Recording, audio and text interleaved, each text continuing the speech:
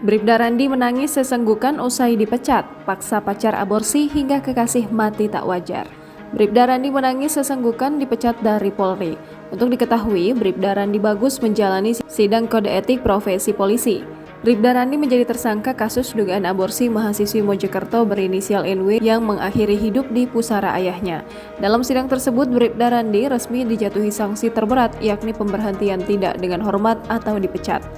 Bribda Randi Bagus terbukti melanggar KIPP yakni pasal 7 ayat 1 huruf B dan pasal 11 huruf C Perkap nomor 14 tahun 2011 tentang kode etik profesi Polri.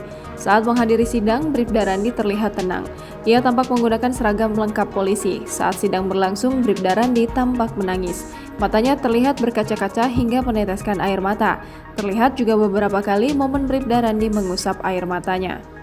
Dikutip dari Surya, Bribka Randi Bagus akan menjalani prosesi pemecatan dalam waktu dekat.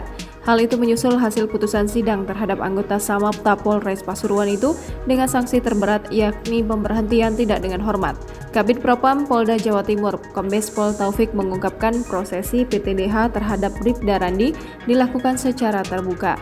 Kabid Humas Polda Jawa Timur Kombes Pol Gatot Repli Handoko mengatakan Randi akan menjalani mekanisme hukum tindak pidana umum. Sementara kasusnya ditangani oleh Ditreskrimum Polda Jawa Timur.